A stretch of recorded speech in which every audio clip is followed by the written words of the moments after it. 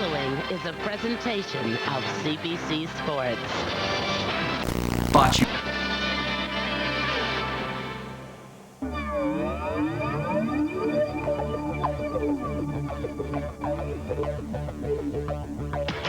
In its opener, Germany, by using its head, led by Miroslav Klose, born in Poland, a product of the German Bundesliga. There they move Klose. They'll move Klose and Klose again. He was all over the place as Germany, led by Miroslav Klose, defeated Saudi Arabia 8-0.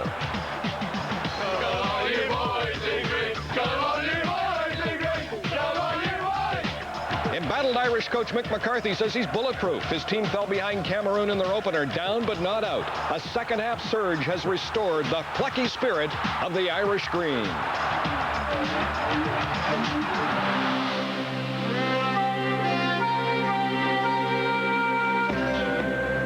Tonight, from Ibaraki, Japan, Germany takes on Ireland.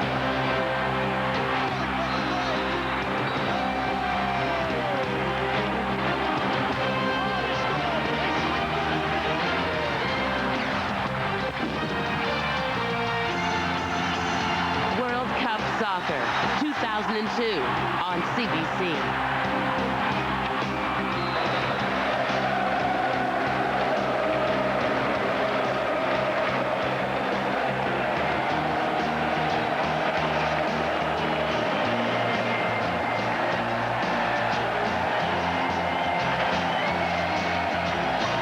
This Wednesday evening from Studio 43 in downtown Toronto, along with Wigan Athletics' Jason DeVos, Canadian Soccer Hall of Famer Bob Leonarduzzi. Good evening, I'm Brian Williams. Welcome to CBC's Match of the Day replay. We'll hear from Jason and Bob in just a minute. I'm sure if you've been watching, you're aware of the empty seats. There has been a ticketing fiasco. The Japanese, at least, certainly would have sold out all their matches. What happened is FIFA hired a ticketing agency based in Cheshire, England. When countries returned their tickets, the tickets simply stayed there and did not reach Japan and Korea. With more on the ticketing mess in the match, Germany-Ireland, from Ibaraki, Japan, here is CBC's Steve Armitage. Steve. Tickets and empty seats is not a new problem for FIFA, the governing body of soccer at the World Cup, but it's getting a fair amount of play in Korea and Japan. Here in Japan, they come up with what they think will be a solution to the problem. Yesterday, the fans in Kashima were allowed to order the tickets over the phone. And in less than 15 minutes, this game between Germany and the Republic of Ireland was a sellout. And let's hope it's a real sellout and not a sellout on paper. We learned a couple of things from Germany and Ireland's first game. The Irish can play and play well without Roy Keane. The Germans can score goals, lots of goals. This practice in Kashima was a coach's dream, a team loaded with confidence, coming off an incredibly easy and impressive 8-0 win over the Saudis. Before the World Cup, there were questions about the Germans' ability to score, not helped by a series of injuries.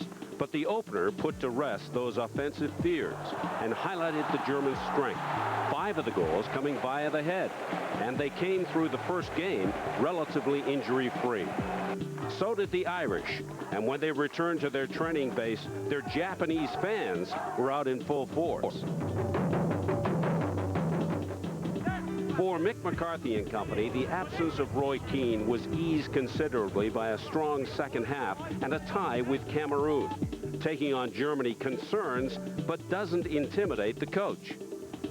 You can't do anything about it. You can't. I'm not going to pick every 6'2" player that I've got just to combat them in the air. We've got to get the ball down. I think what you have to do is try and stop them crossing it if they've got people who are big.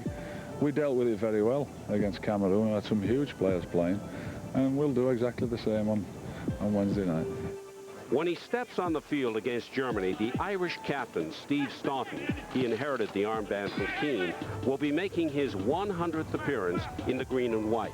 But rather than talk about his record appearance, he's focused on getting by Germany. I think it's a very good side. I think they've had one bad result in 20 years, and everybody's highlighted it. But I think England scored 5 very good goals on that night, as well as everything else. And although we don't fear them, I think they're a lot better side than people are making out. Who knows, just like Albert, this Irish cameraman, maybe the Irish team can make the Germans disappear in this crucial match in Group E. Bob, Steve talked about the abundance of goals for the Germans, but it's the type of goal you want to talk about. Well, the Germans attacked the flanks against the Saudi Arabians and did so very well. Good crosses into the box, and the recipient was Klose, who got the hat trick.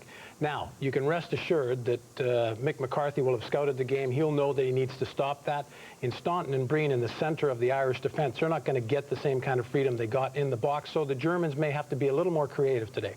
Talking about being creative, Jason, really two different matches we saw earlier in the opener when Cameroon and Ireland played to that 1-1 draw. That's right. Cameroon really dominated the first half against Ireland, but credit to them, they came out fighting in the second half.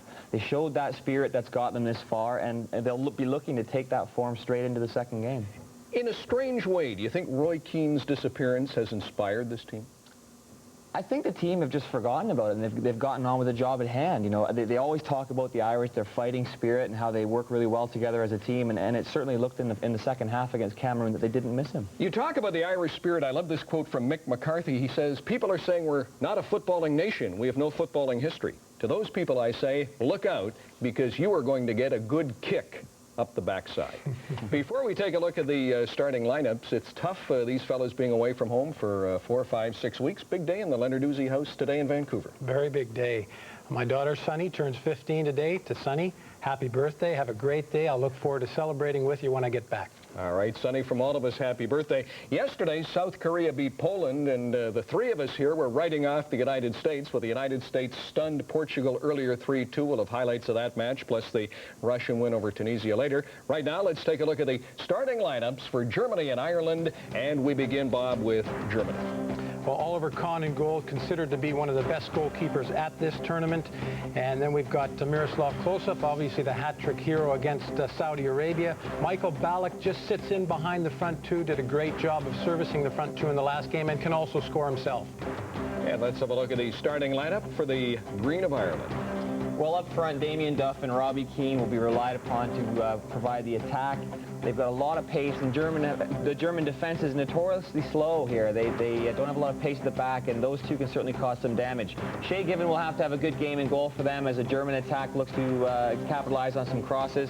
And hats off to Steve Staunton, the stand-in skipper today. He's got 100 caps. This is his 100th game for Ireland. All right, we're just about set now for Germany and Ireland. Bob Lenarduzzi's daughter's 15, so she won't be driving for a year. You can relax a little. Stay with us. The BBC's John Motson and Trevor Brooking up next as we continue with the CBC Match of the Day replay on this Wednesday evening.